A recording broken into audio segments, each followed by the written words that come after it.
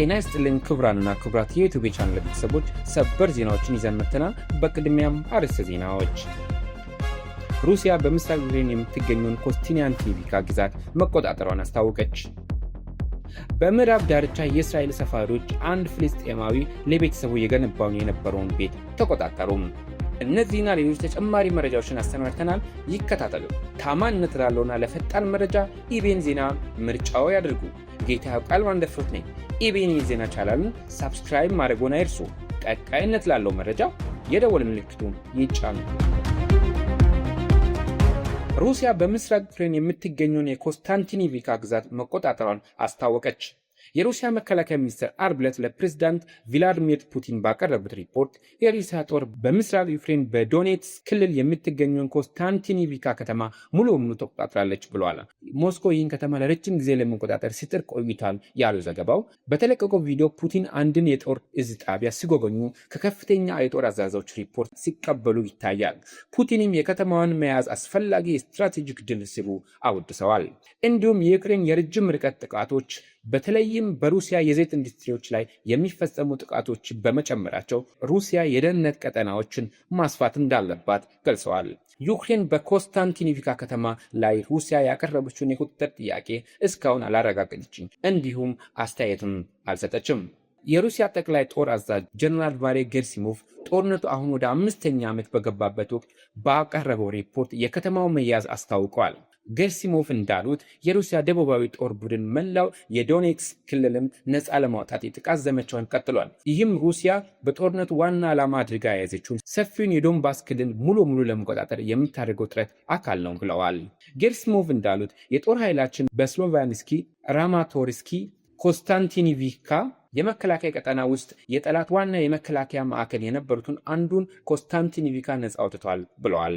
የሩሲያ ጦር ከዚህ ቀደም በኮንስታንቲኒቪካ አንዳንድ ክፍሎችን መቆጣጠሩን ሲገልጽ ቆይቷል። ከተማዋ ዩክሬን በክልሉ የመከላከያ አውታሮችን የምትመሰረትበት ዋና ምሽጎች አንዷ ናት። ፑቲን ኮንስታንቲኒቪካን በስትራቴጂክ እጅግ አስፈላጊ ከተማ ሲሉ ገልጸዋል። ይቺ ከተማ በዶንባስ ዋና የትራንስፖርት እና የኢንዱስትሪ ማዕከል መሆኗ ሁላችንም እናውቃለን ብለዋልም። የሩሲያ መከላከያ ሚኒስቴር በቴሌግራም ያሰራጩት ምስሎች በኮንስታንቲኒቪካ የተቀረጹ ናቸው ብለዋል። በምስሎቹም በፍንዳታ የወደሙ ህንፃዎች አጠገብ የሩሲያውያን ባንዲራ ይዘው የቆሙ ወታደሮች ይታያሉ። ጌራሲሞቭ ለፑቲን እንዳሳወቁት የሩሲያ ጦር ከከተማዋ በስተሰሜን 70 ኪሎ ሜትር ርቀት ላይ የምትገኘውን ሊማን ከተማ ለመቆጣጠር እየተቃረበ ሲሆን እሷም ለቀጣዩ የጦር ግስጋሴዎች በሎጂስቲክና በስትራቴጂክ እጅግ ወሳኝ ነች ብለዋል። የሩሲያ ሰሜናዊ ጦር አዛዥ የኢንጂነር ኒክፍሮቪ በበኩላቸው በሩሲያ የዘይት ተቋማትን ኢላማ የሚያደርጉ የዩክሬን ድሮኖችን ጥቃት ሙሉ በሙሉ ለማስቆም እስካሁን እንዳልቻሉ ገልጸዋል። የእነዚህ ጥቃቶች በሩሲያ የነዳጅ እጥረት እንዲፈጠር አድርገዋል ብለዋል። በዚህ ላይ ፑቲን ጠላት በሲቪል ተቋማት ላይ ብዙ ጥቃቶችን በሙከረ ቁጥር በአጎራባች ግዛቶች የምናቋቋሟቸው የደህንነት ቀጠና የበለጠ ሰፊ ይሆናል ብለዋል።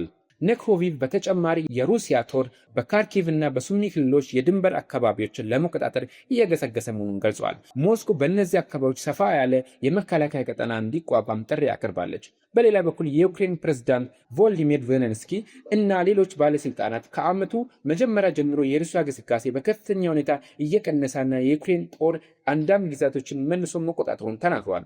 ፑቲን ግን እነዚህን ንግግሮች የመረዘ ዛቻ ሲሉ አጣጥለዋል። ባለፈው ዜሌንስኪ በቀጥታ እንዲገናኙ ክፍት ደብዳቤ ብልኩላቸውም ፑቲን ጥያቄውን ውድቅ አድርገዋል። በአሜሪካ ሽምግልና የሚካሄደው የሰላም ጥረት በኢራን ግጭት ምክንያት ለጊዜው ቢቆምም ሞስኮና ኪየቭ ሁለቱም የአሜሪካ ከፍተኛ ድርድር ልዑካን ስቲቭ ዊትኮፍ እና ጃሬድ ኩሽነር በቅርቡ እንደሚጎበኛቸው እየጠበቁ መሆኑ ተገልጿል። በምዕራብ ዳርቻ የእስራኤል ሰፋሪዎች አንድ ፍልስጤማዊ ለቤተሰቡ እየገነባ የነበረውን ቤት ተቆጣጠሩ። ፍልስጤማዊ መሐመድ ሳልሜ በእስራኤል ቁጥጥር ስር የምትገኘውን የምዕራብ ዳርቻ ዌስት ባንክ ለቤተሰቦቹ መኖሪያ ቤት እየገነባ ነበር። በቅርቡ የታጨው ልጁም ከጋብቻ በኋላ ህይወቱን የሚጀምርበት ቤት እንዲሆን ታስቦ ነበር። ሆኖም ግንባታው ሳይጠናቀቅ አንድ ቡድን የእስራኤል ሰፋሪዎች ቤቱን በኃይል ተቆጣጥረዋል። በሳምንቱ መጀመሪያ የተቀረጸና በሮይተርስ የተረጋገጠ ቪዲዮ በአንድ ኮረብታ ስር በሚገኝ ባለ 2 ፎቅ ቤት ጣሪያ ላይ ቢያንስ 6 ሰፋሪዎች ሲንቀሳቀሱ ያሳያል። ፍልስጤማውያን ለብዙ ዓመታት ከሰፈራ ማስፋፋት ጋር ተያይዞ በእርሻ መሬቶቻቸው ላይ የሚደርሰውን ጉዳት፣ የንብረት ውድመትና ጥቃቶችን ሲያስታውቁ ቆይተዋል። የተባበሩት መንግስታት ባለፈው ወር ባወጣው ሪፖርት ከ2023 ጀምሮ በፍልስጤም መንደሮችና በእርሻ መሬቶች ላይ የሚፈጸሙ የሰፈራ ጥቃቶች 130 በመቶ እንደጨመሩ ገልጿል። በሳልሜ መንደር የሆነችው ጃሉድ ነዋሪዎች እንደሚሉት በዚህ ሳምንት የተፈጸመው ድርጊት አዲስና አሳሳቢ ደረጃ ላይ መድረሱን ያሳያል። ምክንያቱም ሰፋሪዎች ገና በግንባታ ላይ የነበረ ቤትን በኃይል ተቆጣጥረዋል ብለዋል። የመንደሩ ምክር ቤት ኃላፊ ራኢድ አልሃጅ መሐመድ እንዲህ ብለዋል። አሁን የጃሉድ የመጨረሻ ቤት 100 ሜትር ያህል ርቀት ብቻ ላይ ደርሰዋል። ይህም ገና በግንባታ ላይ ያለ የአንድ መንደር ነዋሪ ቤት ነው። እንደ ራኢድ አልሃጂ መሐመድ ገለጻ ጃሉድ ባለፈው ዓመታት 5 ትላልቅ የሰፋሪዎች ጥቃቶችን አስተናጋለች። እነዚህም የቤቶች ቃጠሎ፣ የተሽከርካሪዎች ጉዳትና የዛፎች ንቅለ ተከላ ያካትታሉ ብለዋል። አብዛኛው የዓለም ሀገራትና የተባበሩት መንግስታት በምዕራብ ዳርቻ የሚገኙ የእስራኤል ሰፈራዎች በዓለም አቀፍ ሕግ መሰረት ሕገ ወጥ እንደሆኑ ይቆጥራሉ።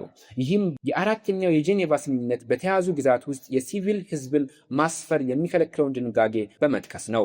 እስራኤል ግን ይህን አቋም አትቀበለውም። ምዕራብ ዳርቻ አከራካሪ ግዛት መሆኗንና የአይሁዶች በአካባቢው ለሺዎች ዓመታት መኖራቸውን ትገልጻለች።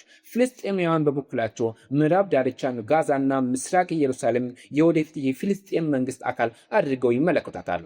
የሰፈራ ማስፋፋትና የሰፈራዎች ጥቃቶችን በእስራኤልና በፍልስጤማውያን መካከል የሰላም ጥረቶችን ከሚያሰናክሉ ዋና ምክንያቶች መካከል ይገኛሉ። የእስራኤል ቅርብ አጋሮችን ጨምሮ አሜሪካም የሰፈራውን ድርጊት አውግዛለች። ይሁን እንጂ በጠቅላይ ሚኒስትር ቢንያሚን ኔታንያሁ መንግስት ዘመን የሰፈራ መስፋፋት የበለጠ ተፋጥኗል። መንግስታቸውን በፓርላማ ውስጥ አብላጫውን ድምፅ ለማቆየት በሰፈራ ድጋፍ ጠንካራ ፓርቲዎች ላይ ይተማመናሉ። ለመሐመድ ሳልሜ ግን ጉዳዩ ከፖለቲካ በላይ የግል ህመም ነው። በ2023 የጋዛ ጦርነት ከተጀመረ በኋላ ልጁ ስራ ማግኘት ባለመቻሉና የቤተሰቡን የገንዘብ ችግር በመባባሱ የቤቱ ግንባታ ቆሞ ነበረ። በአጠገባችን ያለው ጎረቤታችንም ባለ 2 ፎቅ ቤት ገንብቷል። ይህ ቤት ከወሰዱብን የእነሱን ቤት ሊወስዱ ይችላሉ ሲሉ ሳልሜን ተናግረዋል። ለሰዓቱ የያዝናቸው ዜናዎች ይህን ይመስሉ ነበረ። ከጥቂት ሰዓታት በኋላ በሌላ መረጃዎች እስክንገናኝ መልካም ቆይታ። ታማኝነት ላለውና ለፈጣን መረጃ ኢቢኤን ዜናን ምርጫው ያድርጉ። ጌታው ቃል ማለፎት ነኝ። ኢቢኤን የዜና ቻናልን ሰብስክራይብ ማድረግዎን አይርሱ። ቀጣይነት ላለው መረጃ የደወል ምልክቱን ይጫኑ።